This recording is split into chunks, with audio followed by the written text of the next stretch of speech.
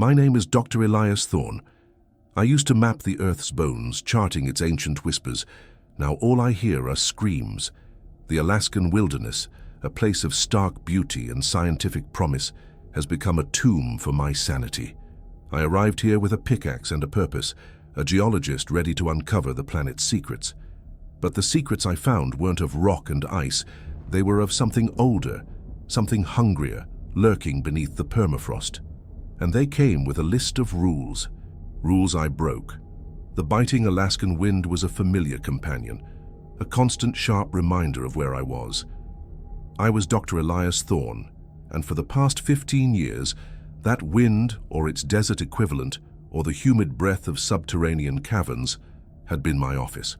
My hands, calloused and perpetually stained with the Earth's pigments, were more comfortable wielding a rock hammer than a pen. My mind, honed by countless expeditions and a doctorate from a prestigious institution, thrived on the logical, the quantifiable, the undeniable truths etched into geological strata. I was here, at Research Outpost Gamma, nestled in a valley cradled by mountains that seemed to claw at the sky, to unravel a specific geological anomaly, unusual crystalline formations detected by satellite imagery that hinted at a unique geothermal activity. This was my element, or so I thought. My arrival at Outpost Gamma was less a triumphant scientific foray, and more a series of practical, isolated steps. A bushplane, its engine rattling like a dying beast, dropped me off on a makeshift landing strip. It left me with a week's worth of supplies, my specialized equipment, and a final echoing roar before disappearing back into the vast, indifferent sky. The outpost itself was a utilitarian cluster of prefabricated modules designed for resilience against the elements, not comfort. A main living module, a small lab, and a storage shed, my entire world for the next 6 months. No permanent staff, just rotating researchers like myself. The solitude was a feature, not a bug, for deep geological work. Inside the main module, a functional but Spartan space, I found the usual setup: a cot, a small kitchenette, a communications console, and a sturdy wooden desk. On that desk lay a thick binder, the Outpost Gamma Standard Operating Procedures. I flipped through the familiar sections: maintenance protocols, emergency procedures, communication schedules, first aid, standard stuff. Then, tucked into a clear plastic sleeve at the very back, almost an afterthought, was an additional stapled document. The title, typed in a slightly different font and bolded, read, Sector Gamma Survival Rules Supplemental. I chuckled internally. Every remote outpost had its quirks, its local legends, its unofficial rules passed down by previous occupants. I braced myself for a list of eccentricities. Maybe don't feed the particularly aggressive marmot, or a warning about a faulty coffee maker. What I read instead made my blood run cold, despite the warmth of the cabin. The list, handwritten in a precise, almost clinical script, comprised 10 distinct entries. Never look directly at the northernmost peak after sundown.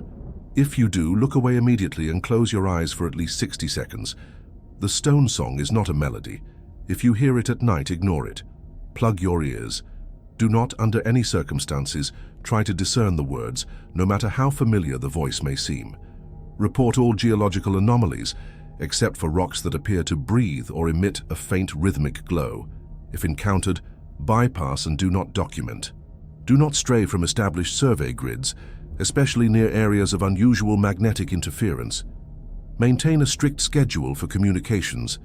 Any deviation or failure to make contact will be investigated. Do not attempt unscheduled contact.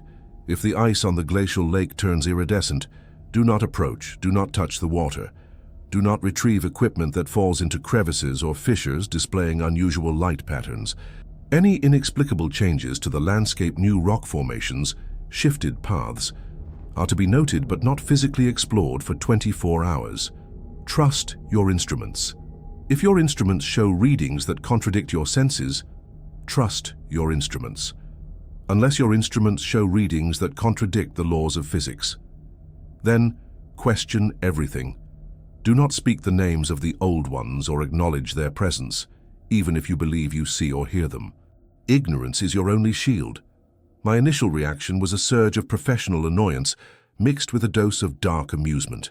Old ones? This sounded less like a survival guide and more like a rejected script for a B-movie horror flick. Rule 3, in particular, grated on my geological sensibilities. Do not document rocks that breathe. The very essence of my work was documentation and investigation of anomalies. This wasn't local folklore. It was actively detrimental to scientific inquiry. Yet there was an unsettling gravity to the tone, an almost clinical detachment that made it more unnerving than any wild tale. The warning at the top of the page, also handwritten, simply stated, "These rules are not suggestions. Your survival depends on adherence." No explanation, no context, just stark, unambiguous instruction. I tried to rationalize it, a twisted sense of humor from a past researcher, perhaps a psychological experiment to test isolation endurance, or a local tribe's superstitious beliefs somehow co-opted into official documents. But the nagging feeling persisted. Whoever wrote this wasn't joking. I spent the rest of the day unpacking my gear, setting up my modest lab, and calibrating my instruments. My portable seismograph, ground-penetrating radar, magnetometer, and drone were all top of the line, designed to function flawlessly even in extreme conditions. They were my eyes, my ears, my extension into the earth, and they represented the cold, hard logic I relied upon. The rules, however, were a persistent static in the back of my mind, an unwelcome anomaly in my meticulously organized world. The Alaskan sunset was a brutal masterpiece, painting the sky in fiery oranges and purples that bled into an unforgiving, inky black. The northern peak, a jagged sentinel, stood silhouetted against the fading light, its outline sharper, more menacing than during the day. As darkness descended, the true isolation of Outpost Gamma became palpable. The silence was absolute, broken only by the hum of the outpost's generator and the occasional distant sigh of the wind. The next morning, armed with my rock hammer, geological picks, and a sturdy backpack, I began my first survey. My mission was to locate and analyze the crystalline formations. I followed my GPS, my eyes scanning the exposed rock faces and glacial moraines. The work was demanding but familiar, the kind of physical and intellectual challenge that cleared my mind. For a few hours, the bizarre survival rules receded, replaced by the satisfying rhythm of geological exploration. My first deviation from the norm, beyond the unusual rocks I was here to study, came subtly. My handheld GPS, usually pinpoint accurate, began to waver. Not a complete loss of signal, but a persistent jitter, showing my position shifting by a few meters erratically, especially when I ventured close to a specific, unassuming ridge of ancient granite. I checked the battery, the antenna, everything. All fine. I moved away, and the readings stabilized.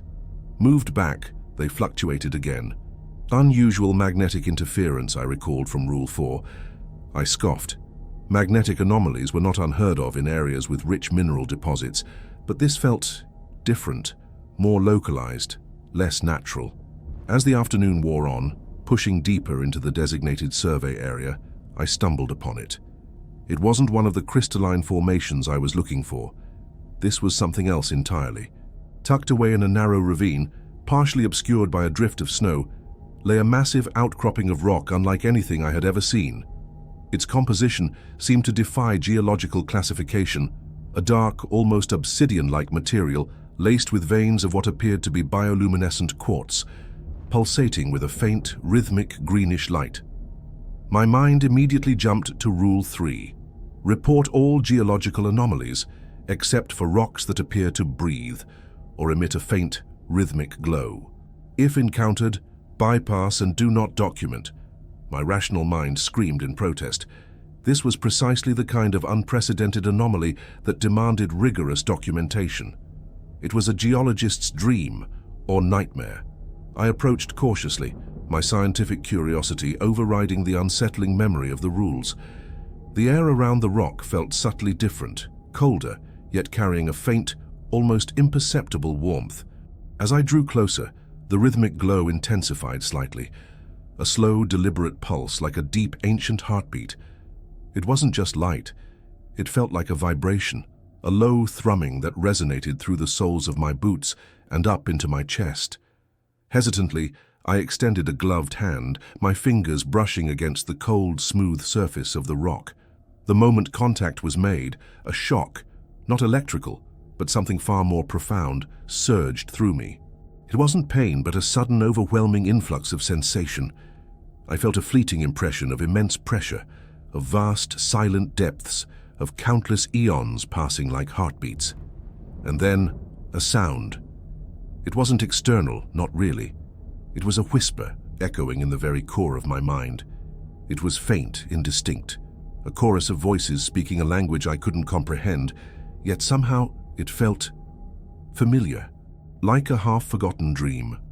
A melody from a childhood lullaby twisted into something grotesque and ancient. It spoke of things that shouldn't be, of the bending of reality, of knowledge that shatters the mind. I recoiled instinctively, pulling my hand back as if burned. The greenish glow pulsed once, a little brighter, then settled back into its slow, unsettling rhythm. The whisper faded, leaving behind a chilling silence in my mind, a void where the sound had been. My heart hammered against my ribs, a frantic drumbeat against the vast, indifferent Alaskan landscape. I stared at the rock, my scientific brain grappling with the impossible. Bioluminescence in quartz, yes, but rhythmic pulsation. A whisper in my mind. This wasn't a geothermal anomaly. This was something else, something utterly, fundamentally wrong. The image of Rule 3 burned in my mind. Report all geological anomalies, except for rocks that appear to breathe or emit a faint rhythmic glow. If encountered, bypass and do not document. I hadn't just encountered it, I had touched it, and it had touched me back. The logic of my entire professional life, built on observation, measurement, and explanation, had just crumbled. The scientific method felt like a child's toy against this impossible reality. What I had just experienced defied physics, biology, and every known law of the universe.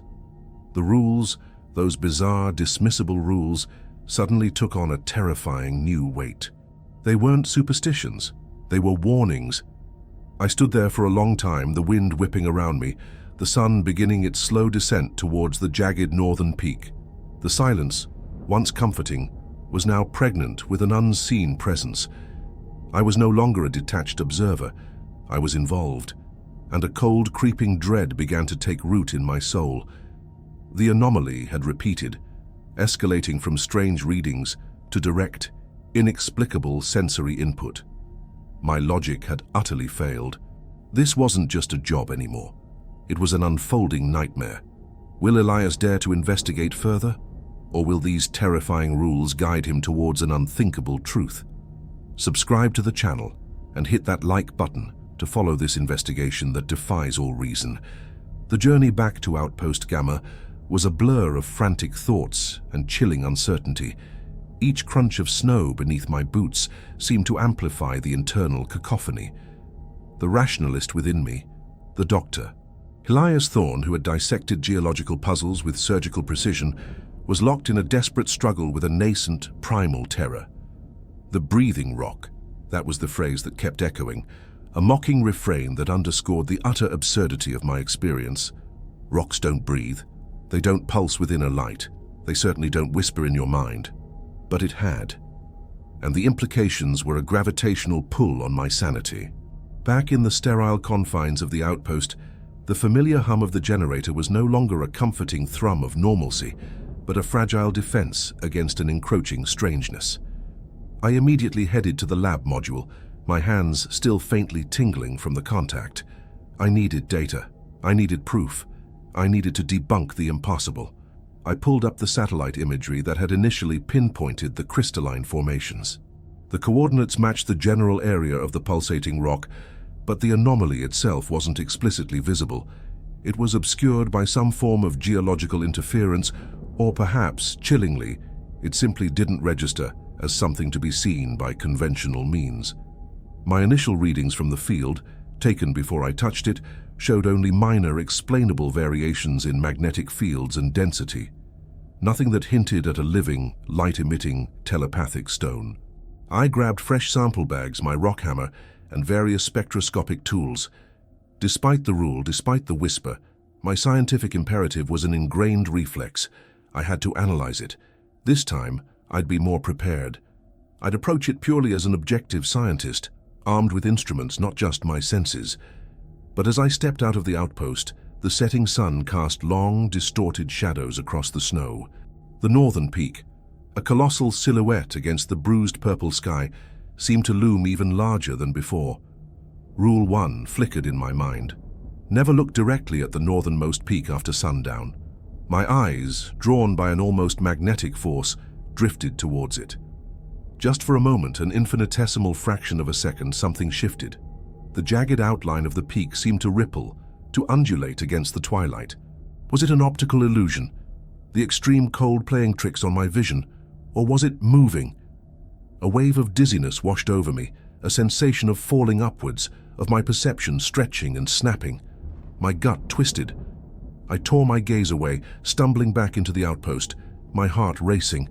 I closed my eyes, counting to 60, just as the rule had instructed, feeling foolish, furious, and utterly terrified. The peak was still there when I looked again, impassive, unmoving.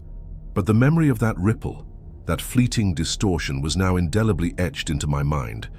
Sleep offered no respite. The whisper returned, not as clear as when I touched the rock, but as a diffuse, pervasive undercurrent in my dreams. It wove itself into fragments of old memories, distorting familiar faces, turning comforting words into discordant echoes.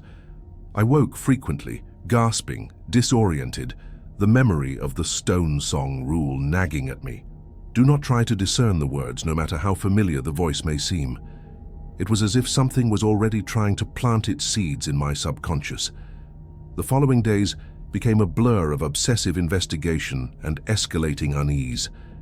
My scientific rigor, once a source of strength, was now a tool for my own torment. Every measurement, every observation, every failed attempt to rationalize the anomalies pushed me further into a chasm of disbelief.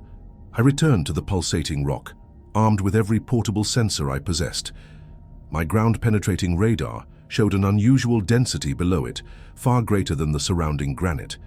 My magnetometer went wild, registering fluctuating non-terrestrial magnetic fields that pulsed in sync with the rock's faint glow.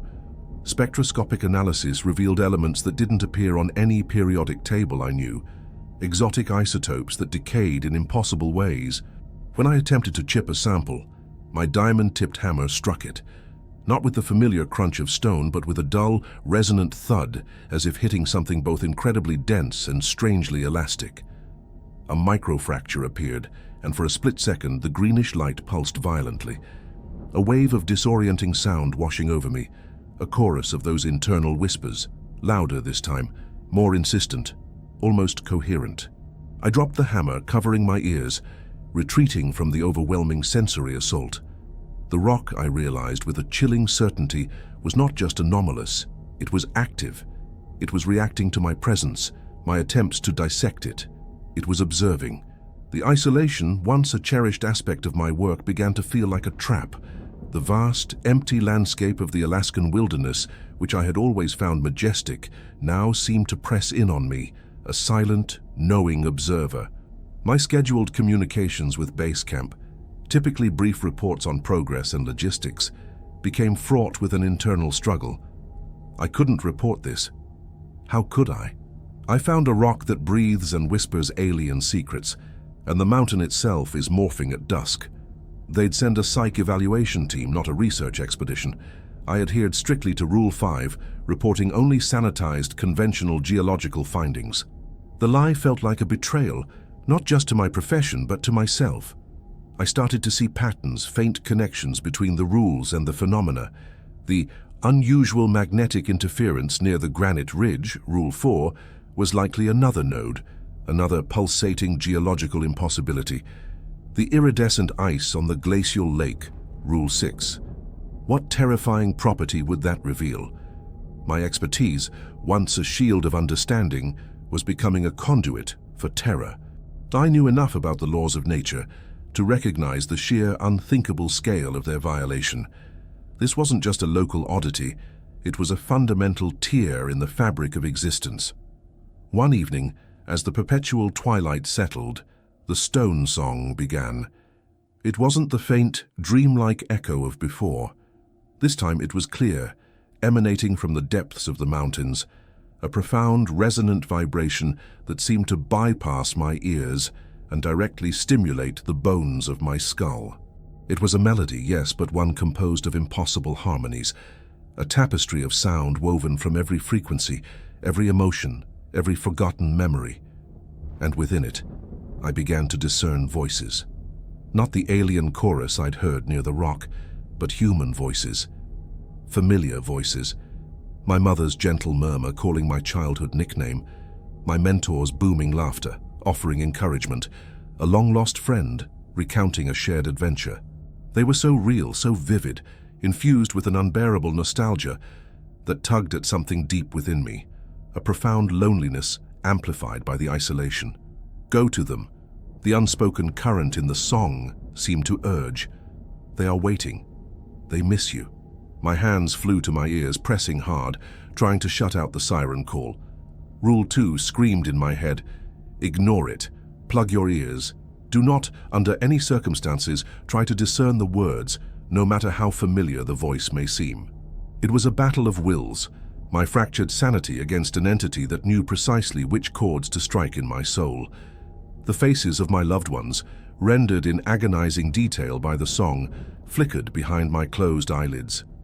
Tears streamed down my face, a mixture of grief, fear, and a desperate struggle for self-preservation. I retreated to the most isolated corner of my module, wrapped myself in a heavy blanket, and huddled, shaking, until the impossible melody finally faded with the pre-dawn light. The silence that followed was not a relief, but a hollow echo of the voices that had just tormented me. The stone song wasn't just a sound, it was a psychological weapon, a precise targeting of my deepest emotional vulnerabilities. The entity, whatever it was intelligent and malevolent. It wasn't merely affecting the environment, it was interacting with me specifically. It was learning my weaknesses, testing my resolve. The rules weren't just general precautions, they were a roadmap to avoiding its specific manipulations. And by breaking them, by even thinking about breaking them, I was engaging with it on its terms. My focus shifted from studying the anomaly to studying the rules themselves. They were not arbitrary. They were a defense mechanism, a series of cryptic instructions designed to navigate an unnatural landscape inhabited by an unseen intelligence. I began to sketch not geological maps, but complex diagrams, trying to find the underlying logic in the rules, the connections between the northernmost peak, the stone song, and the breathing rocks. My notes became a tangled web of scientific observations, paranoid conjectures, and increasingly desperate warnings to myself. The outpost, once a sanctuary, began to feel like a cage. The windows, which offered breathtaking views of the pristine wilderness, now felt like eyes, observing me from the outside. I started checking locks, double-bolting doors, even though I knew, intellectually, that no physical entity was going to bash its way in. The threat wasn't physical, it was insidious, creeping into my mind, warping my perception of reality itself. I began to question everything. Were the satellite images I'd used to find this place genuine? Or had they been subtly altered, a breadcrumb trail laid by something unimaginable? Was I truly alone? Or were there others before me who had also received these rules, who had also fallen prey to the stone song? The silence of Outpost Gamma, once so peaceful, now seemed to stretch endlessly, filled with unspoken questions and the faint, persistent echo of impossible whispers. The knowledge that I was the only one here, miles from any human contact, was no longer comforting, but a crushing weight. My sanity felt like a thin sheet of ice, cracking under the immense pressure of the unknown, and something out there was pushing. It was studying me, and it was waiting for me to break. The line between professional curiosity and feverish obsession blurred, then vanished entirely. My days became a relentless pursuit of the impossible, each discovery further eroding the bedrock of my rational mind.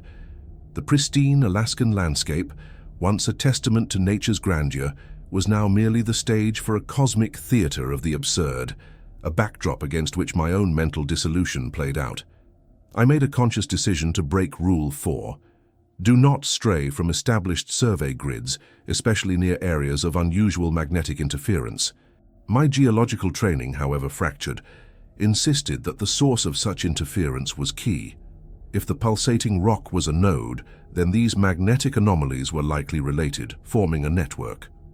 I prepared for an extended trek, packing minimal essentials, my geological tools now feeling less like instruments of science and more like talismans against a growing darkness.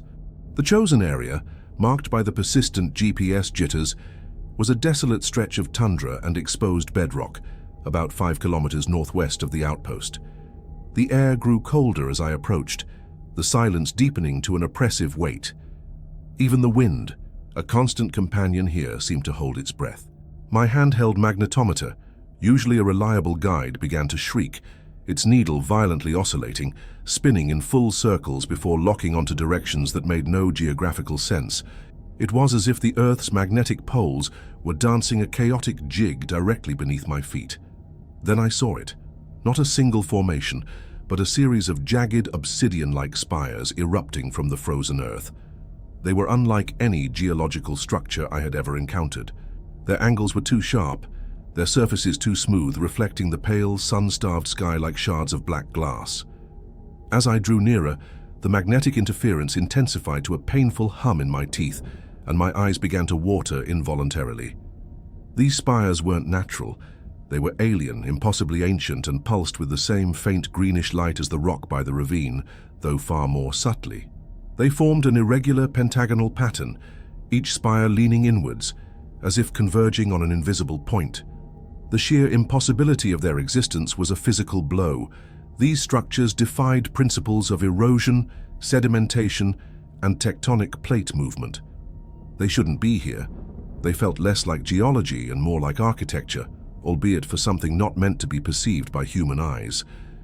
Driven by a desperate need to comprehend, I risked Rule 1 again, albeit inadvertently.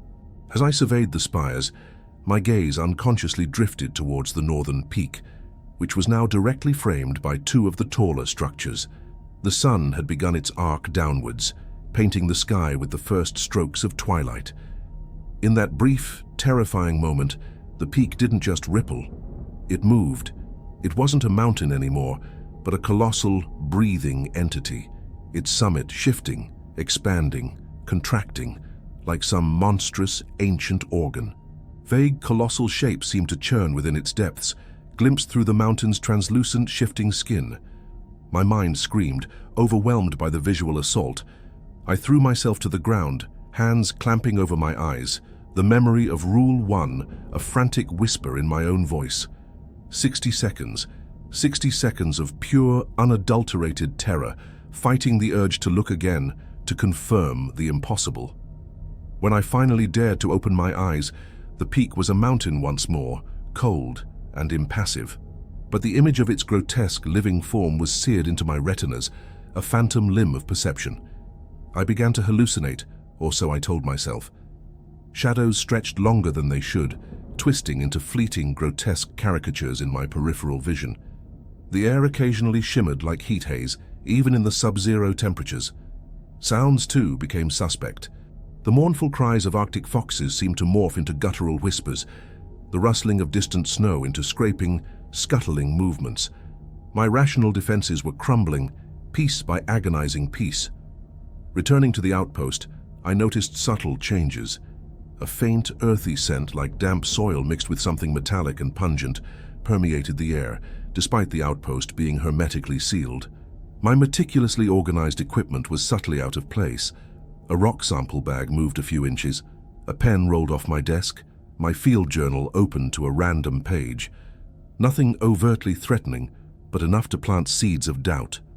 Was I just tired, stressed, or was something else here inside the outpost with me, moving unseen? The stone song became a nightly visitor, more potent, more insidious than before. The familiar voices deepened their psychological assault, weaving narratives of regret, unfulfilled desires and fears. My deceased father, now vivid in my auditory hallucinations, spoke of missed opportunities, of the path I should have taken. He described a life I'd never lived, a family I didn't have, making the isolation of my actual existence feel like a crushing weight. I fought it with everything I had, pressing pillows over my ears, stuffing my head under my blanket. But the melody bypassed my physical defenses, playing directly in the theater of my mind. It was a violation far more intimate than any physical attack. My professionalism, once my most defining trait, transmuted into a frantic, manic obsession. I covered every surface of the outpost with my findings, intricate diagrams connecting the pulsating rocks to the obsidian spires, attempting to map the invisible network. I sketched the shifting forms of the northern peak as I remembered them, filling pages with desperate scrawls, convinced I was on the verge of a profound breakthrough. The rules, once dismissed, were now my sacred text, each one a clue to the nature of the entity. Rule 8 about inexplicable landscape changes felt particularly relevant now that I had witnessed the mountain's horrific transformation. I began to perceive patterns in the stone song itself. It wasn't random, it was structured, repeating certain phrases, certain sonic textures like an incomprehensible language that slowly, agonizingly, began to implant itself in the deepest recesses of my mind. I found myself humming fragments of it, unconsciously, later catching myself with a jolt of ice-cold fear. Was it a form of communication, a method of data collection, or a slow, deliberate reprogramming of my cognitive functions? My communications with Base Camp, once a lifeline, became a source of intense paranoia. Rule 5. Maintain a strict schedule for communications. Any deviation or failure to make contact will be investigated. Do not attempt unscheduled contact. This rule, which had once seemed innocuous, now felt like a leash. What if the investigation wasn't meant to save me, but to observe me, to see how well I was integrating the truth? I kept my reports brief, sterile, and perfectly timed, each word a carefully constructed lie to maintain the illusion of normalcy. The thought of speaking of the breathing rocks or the living mountain filled me with a primal dread, as if simply uttering the words aloud would invite the entity's full wrath. I spent hours poring over old topographic maps of the region, comparing them to my updated digital surveys. Discrepancies emerged, subtle at first, then glaring. Minor elevation changes, small creeks that now flowed in different directions, entire rock formations that simply weren't there before, or had vanished without a trace. Rule 8 was no longer a vague warning. It was a terrifyingly accurate observation. The landscape itself was mutable, a malleable canvas for an unseen force. This wasn't just a geological anomaly. This was an active, manipulative intelligence. It wasn't attacking directly, but eroding my reality from the inside out. It played with my senses, warped my perception, and twisted my memories. The true horror wasn't a monster in the dark, but the insidious realization that the world itself was a lie, and I was slowly being initiated into a truth that would shatter my very being. My instruments, once trusted extensions of my scientific method, began to betray me. My ground-penetrating radar, when pointed at seemingly solid Earth, would sometimes display impossibly deep voids, echoing chambers that extended far beyond any geological possibility. My seismograph, designed to detect tremors, now picked up faint rhythmic vibrations from beneath the outpost itself, a slow, powerful thrum that harmonized with the pulsating rocks outside. It was as if the ground itself was alive, breathing in time with the cosmic heartbeat I'd felt. Rule 9, the one about trusting instruments unless they contradict physics, now felt like a cruel joke. Every single reading contradicted physics. Every single one. I felt a profound, chilling sense of being studied, not with scientific detachment, but with an alien, profound curiosity. As if I were a specimen, a single-celled organism under a vast, incomprehensible microscope. The entity wasn't seeking to destroy me. It was seeking to understand me, to unravel the intricate mechanisms of human perception and sanity through exposure to its own non-Euclidean reality. And in doing so, it was slowly, meticulously dismantling mine. The walls of my outpost, once a solid barrier against the wilderness, felt increasingly transparent.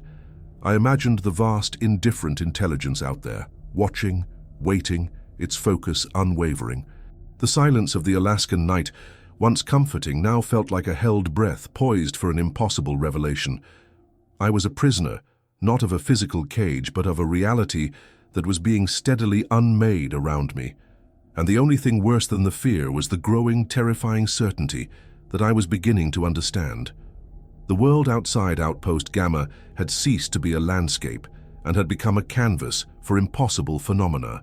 My sanity, once a fortress of logical thought, was now a tattered banner, flapping wildly in the winds of an alien reality. Each sunrise was less a promise of a new day and more a cruel reminder that I had survived another night of the Stone Song and its psychological onslaught. My obsession had deepened, consuming every waking moment. Sleep, when it came, was a fleeting, nightmarish torment, filled with kaleidoscopic visions of shifting geometries and the pervasive drone of the Stone Song, now laced with the shrieks of what sounded like 1,000 dying minds. I began to write compulsively, not just notes, but a sprawling, unpunctuated stream of consciousness that filled every available surface. The margins of my field journal, the blank pages of old manuals, even the walls of my module. My handwriting grew erratic, fluctuating between my familiar script and something jagged, almost primal, riddled with strange symbols I found myself inventing. One morning, driven by an inexplicable compulsion, I decided to test Rule 6. If the ice on the glacial lake turns iridescent, do not approach. Do not touch the water. The lake, a vast, frozen expanse a few kilometers east, had always been a uniform, dull white.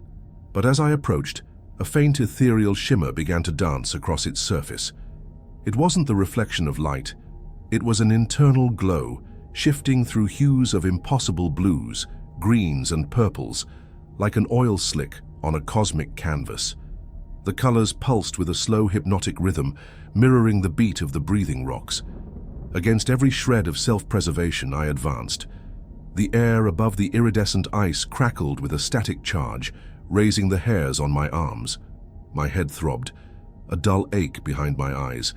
As I neared the shore, the iridescent patterns beneath the ice resolved into intricate fractal geometries, endlessly complex, constantly morphing. They were beautiful, in a terrifying, unearthly way. They seemed to whisper, not with words but with pure abstract concepts, flooding my mind with visions of multidimensional spaces and the crushing indifference of cosmic scale. I knelt at the edge, the glowing ice beneath me, the frigid air doing little to cool the fire in my brain. The water, visible through cracks in the iridescent surface, seemed unusually dark, almost viscous. My hand, as if guided by an unseen force, reached out, drawn by an irresistible urge to touch. As my gloved fingertip grazed the surface of the ice, a jolt, not of electricity, but of pure knowledge, surged through me. I saw, not with my eyes, but with a direct, unfiltered perception. I saw time. I saw the history of this place, not as a linear progression, but as a vast, tangled tapestry, all moments existing simultaneously. I saw the mountain breathe for millennia, saw the spires grow out of raw, primordial earth, saw ancient, forgotten creatures, not human, not animal, approach the lake, their forms shifting, their minds succumbing to the same incomprehensible truths that now assailed me. I saw too fleeting glimpses of other outposts, other researchers, their faces contorted in terror, their sanity unraveling as mine was, their desperate notes echoing my own. And then, a horrific realization, I was one of them. I was merely another thread in this cosmic tapestry, another iteration of a recurring, inevitable event. I yanked my hand back, gasping, the vision shattering into a million shimmering fragments. My mind felt stretched, thin, on the verge of tearing. The iridescent patterns on the ice seemed to swirl faster, as if amused by my momentary insight, then slowly settled back into their hypnotic rhythm. The Stone Song now seemed less like a psychological attack and more like a vast, ongoing record, a repository of every mind that had ever been exposed to this place, and I was now being assimilated into that chorus. My radio, my only remaining link to the real world, began to behave erratically. Static often drowned out scheduled communications, but now, between the bursts of white noise, I'd hear fragments of conversation, not from base camp, but from somewhere else entirely. Voices, distorted and layered, speaking in a multitude of languages, sometimes in what sounded like my own voice, repeating phrases I'd only thought in the deepest corners of my mind. The peak shifts. The rules are lies. It watches. It was as if the entity was intercepting, mimicking and twisting my own internal monologue, projecting it back at me through the static. It wasn't just observing me, it was actively broadcasting my unraveling. The outpost's environment became increasingly hostile and surreal. Objects moved more overtly. My geological picks would disappear from where I left them, only to reappear in impossible locations, balanced precariously on the edge of a shelf, or sticking out of the wall at odd angles. The scent of damp soil and metallic tang intensified, now mixed with something sickly sweet, like decaying blossoms. I started finding traces of a viscous, iridescent fluid, similar to the ice, seeping from cracks in the module walls, leaving strange, crystalline residue. It was as if the outpost itself was slowly succumbing to the alien influence, becoming porous to its reality. Rule 8. Any inexplicable changes to the landscape, new rock formations, shifted paths, are to be noted but not physically explored for 24 hours, now applied indoors. A new crevice appeared in the concrete floor of the lab, emitting a faint greenish glow and the same low thrum as the breathing rocks. The temptation to peer into it, to understand its depth, was almost unbearable. But the rules, now etched into my mind with the authority of absolute terror, held me back. I knew that whatever lay beyond that new fissure was not meant for human eyes or human minds. My relationship with the rules evolved from a hesitant adherence to a desperate, frantic obedience. They were no longer mere warnings. They were prayers, incantations against an encroaching horror. I found myself reciting them under my breath like a mantra whenever the whispers grew too loud or the shadows too long. Yet the entity seemed to anticipate my every move, every attempt to find a logical anchor. The more I clung to the rules, the more subtly it found ways to subvert them, to make me doubt their efficacy. For instance, after one particularly harrowing night of the Stone Song, I woke to find a perfectly formed crystalline octahedron resting on my desk, glowing with a soft greenish light. It was clearly one of the breathing rocks, as described in Rule 3, bypass and do not document. But it wasn't outside, it was inside my sealed module. It was a direct, impossible violation of the rules, brought directly into my perceived sanctuary. The message was clear. There was no escaping its influence. The boundary between outside and inside, between natural and unnatural, was meaningless. I stared at the crystalline object, my mind reeling. My hands trembled as I considered it. My rational self screamed to analyze it, to understand how it could have breached the outpost. But Rule 3, now reinforced by the horrific implications of its presence, held me paralyzed. I couldn't touch it. I couldn't document it. I could only observe it, an impossible monument to my escalating terror, glowing softly in the oppressive silence. The true nature of the threat became sickeningly clear. It wasn't just a phenomenon, it was a vast, ancient consciousness, manipulating reality, perception, and time itself. It wasn't malevolent in a human sense. It was utterly indifferent, its actions driven by an alien logic, a cosmic curiosity. It was a sculptor of reality, and I, along with this entire desolate stretch of Alaskan wilderness, was its current clay. My expertise as a geologist, once a source of pride, now became the very instrument of my torture. I could see the impossible stresses on the rock formations, the non-Euclidean angles in the spires, the way light bent around unseen masses near the peak. I understood why these things shouldn't exist, and that understanding, that direct confrontation with the fundamental falsehood of reality, was what was tearing my mind apart. A less knowledgeable person might simply dismiss these things as hallucinations, as madness. But I knew better. I saw the mechanics of the impossible, and that knowledge was a poison. I began to sense its presence not as a physical form, but as an overwhelming mental pressure. It was vast, ancient, beyond human comprehension, yet acutely aware of my every thought, every fear. It observed me with a cold, probing intelligence, like a god studying a particularly intriguing ant. It wanted to see how far I would bend before I broke. It wanted to see what new truths my crumbling mind would invent in its desperation, and I was, terrifyingly, providing it with ample data. My days were a relentless cycle of paranoia and fleeting, terrifying insights. I was no longer investigating, I was being investigated. The wilderness, the rules, my own crumbling mind, all were instruments in its incomprehensible experiment. The hope of escape, of rescue, had long since vanished. All that remained was the grim determination to understand, even if that understanding meant my complete and utter dissolution. The outpost had become a living sarcophagus, sealing me not from the Alaskan elements, but from the last vestiges of conventional reality. My journal entries, once meticulously dated and categorized, devolved into a chaotic mosaic of frantic scribbles, bizarre diagrams, and increasingly desperate pleas.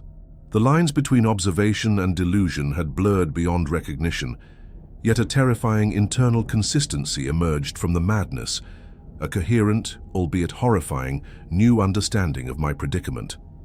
The crystalline octahedron that had impossibly appeared on my desk remained. It pulsed faintly, a silent, unwavering heartbeat in the oppressive quiet, its mere presence a constant, taunting refutation of everything I once held true. I found myself talking to it, whispering questions into the void, convinced it was a direct conduit to the entity. My voice, ragged from disuse and lack of sleep, often cracked, the sound alien even to my own ears. My personal hygiene, once a bedrock of my solitary existence, deteriorated. My clothes were stained, my hair matted, and my face was gaunt, framed by bloodshot eyes that saw too much. The scent of ozone and the sickly sweet decay that now permeated the outpost clung to my skin, a constant reminder of the encroaching unreality. One particularly harrowing night, the stone song reached an unprecedented crescendo. It wasn't just voices this time, it was a symphony of every sound I had ever loved, every fear I had ever harbored, interwoven with a cacophony of alien static and impossible frequencies. It played my entire life back to me, not as a memory, but as a live, visceral re-experience. I relived childhood triumphs, adolescent embarrassments, professional accolades, and crushing personal failures, all twisted and distorted by an unseen hand. It wasn't just emotional manipulation, it was a profound, intrusive violation of my very identity, ripping apart the fabric of myself. Then, a new, horrifying element emerged. Among the chorus, I began to hear what sounded like my own voice, not just from memory, but echoing my immediate thoughts, my whispered anxieties, even phrases from my frantic journal entries. "The rules are lies," it sang in my voice. "It watches. I am breaking."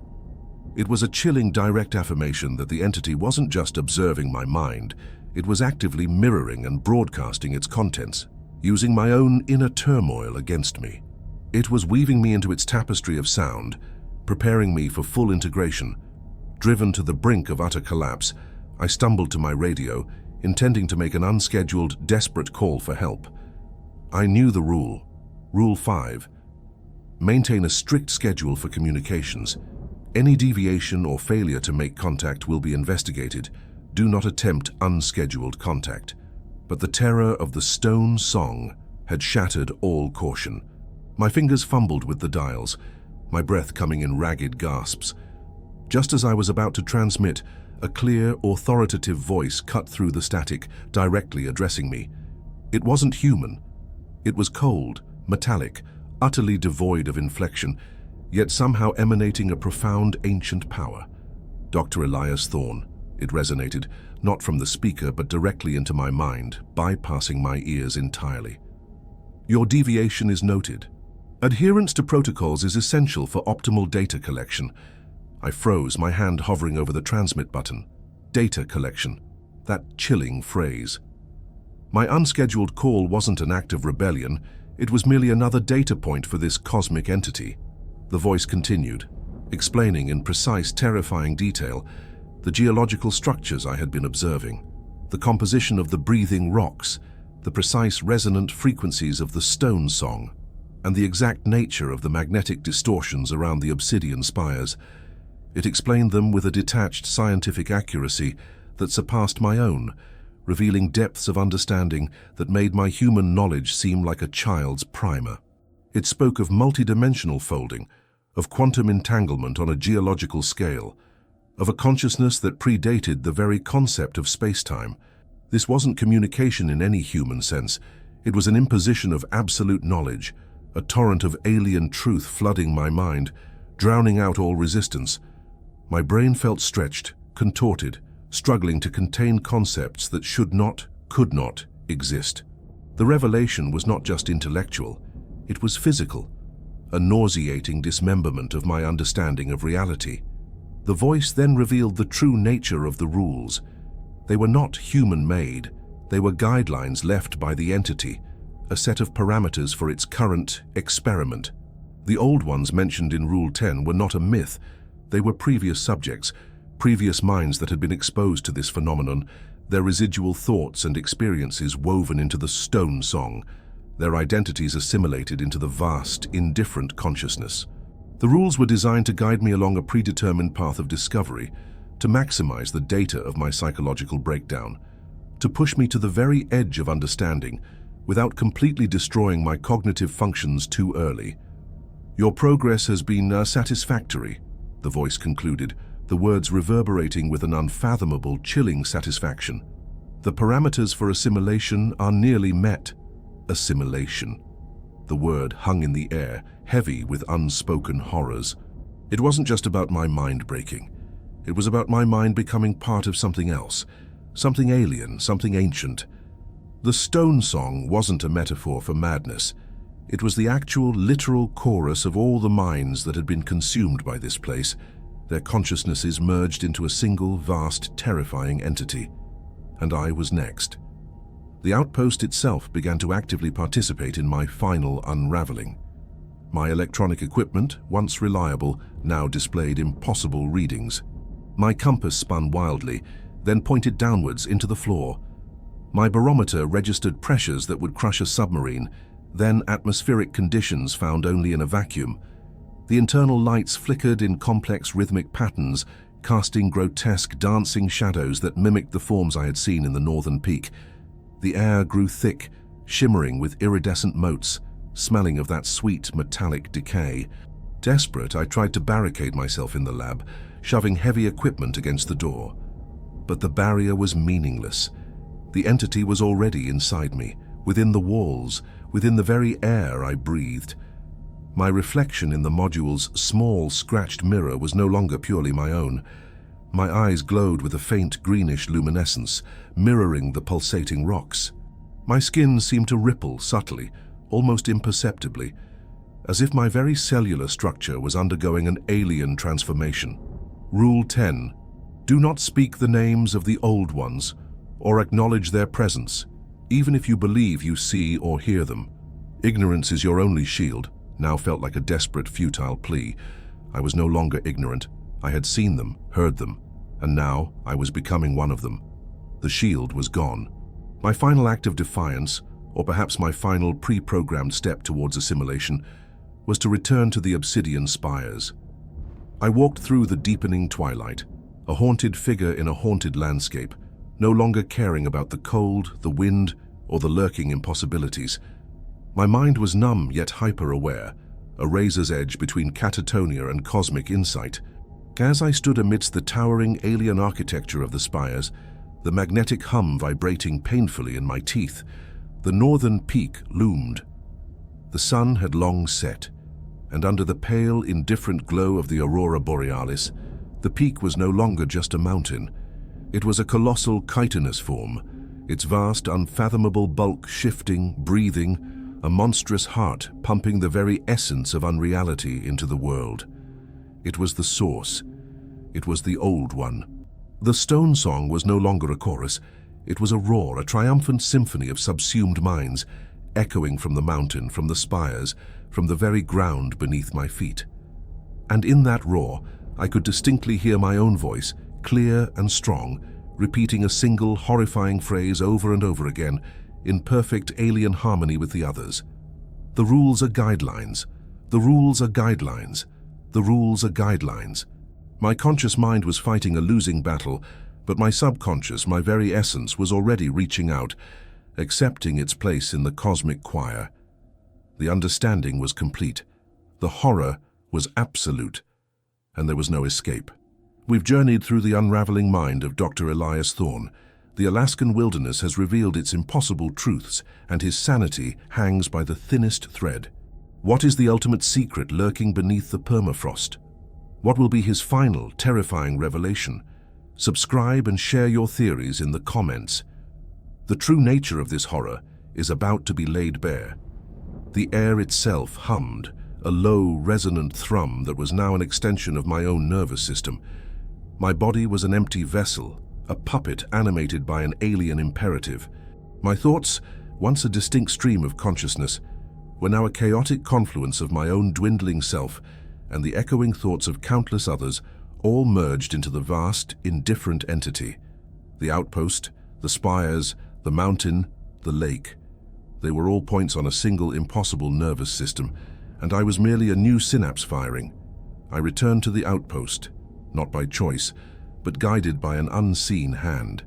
The crystalline octahedron on my desk pulsed brighter, its green light casting dancing, elongated shadows that writhed across the walls. My reflection in the module's window was no longer just me. It was a distorted visage, eyes glowing with an unearthly luminescence, skin rippling with subtle geometric patterns beneath the surface. My mouth was agape, but the sounds that escaped were not my own, but a low, guttural chant, a fragment of the stone song that resonated with impossible harmonies. My last semblance of independent will, a flickering ember in a raging inferno, was focused on one final desperate act: documentation.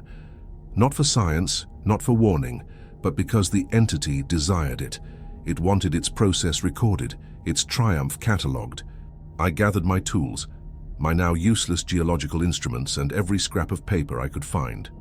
My hands, moving with an eerie, detached precision, began to scrawl. I started with the maps. No longer content with two-dimensional representations, I drew complex, multi-layered diagrams that stretched across every flat surface. These weren't maps of terrain, but of interwoven realities. The pulsating rocks, the obsidian spires, the iridescent lake, the breathing mountain. They were all nodes in a vast cosmic web, each connected by unseen filaments of impossible energy and distorted time. My geological expertise, now fully co-opted, allowed me to chart the stresses, the dimensional folds, the quantum anomalies that bound these sites together, creating a terrifying topography of non-Euclidean space. Then came the rules. No longer simple instructions, I understood them now as the entity's own operational manual, a set of parameters for its ongoing experiment. Rule 1, about the northern peak. Never look directly at the northernmost peak after sundown. If you do, look away immediately and close your eyes for at least 60 seconds. I understood now. Looking away, closing my eyes, wasn't about protection. It was about allowing the entity to recalibrate my perception, to integrate the fleeting glimpses of its true form without shattering my mind too quickly. It was a gradual acclimatization to the impossible. Rule 2, the stone song. If you hear it at night, ignore it. Plug your ears. Do not, under any circumstances, try to discern the words, no matter how familiar the voice may seem. Plugging my ears was futile. The song played within. Discerning the words, recognizing the voices, was the core of its assimilation process. Each familiar voice was a lure, drawing my consciousness further into its collective. Rule 3, the breathing rocks. Report all geological anomalies, except for rocks that appear to breathe or emit a faint rhythmic glow. If encountered, bypass and do not document. Not reporting them wasn't about secrecy, it was about ensuring the entity's presence remained undisturbed. And bypassing them wasn't for my safety, it was to direct my investigation towards the next preordained step in its grand design. As I drew, as I scrawled, as I felt the terrifying clarity of this alien understanding flood my mind, the true horror crystallized. It wasn't about a monstrous invasion or a malevolent entity seeking to destroy. It was far more insidious, far more indifferent. The entity was not an invader. It was always here. It was the fundamental underlying reality of this sector of the Alaskan wilderness, a sentient, multi-dimensional consciousness that predated humanity by eons.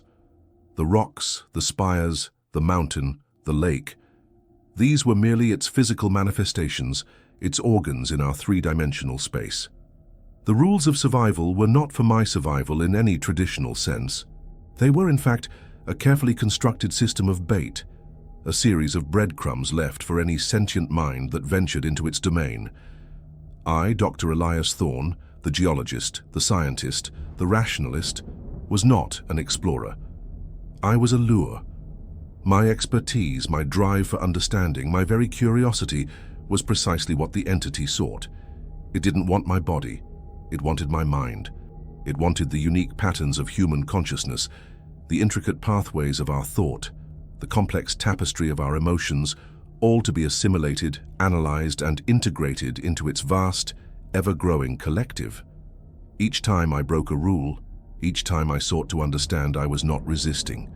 I was fulfilling its design. I was providing it with invaluable data on human perception, on the breaking point of human sanity, when confronted with impossible truths. The stone song was the chorus of all those who had come before me, the ancient ones, the forgotten explorers, the lost prospectors, their minds, their fears, their very essences, now woven into the entity's consciousness. And now, my voice, my memories, my understanding of geology were being added to that eternal cosmic symphony. My entire life, my entire identity was being processed, catalogued, and absorbed. I wasn't just losing my mind was becoming its mind. The final map I drew was not of mountains and valleys, but of consciousness itself. At its center, a single glowing point, pulsing with greenish light, outpost Gamma, a hub, a collection point, and from it, countless lines radiating outwards, connecting to other points across the globe, across the cosmos, to other sectors, other old ones, other experiments. This Alaskan wilderness was merely one limb of an incomprehensibly vast, cosmic being, and I had stumbled into its grasp.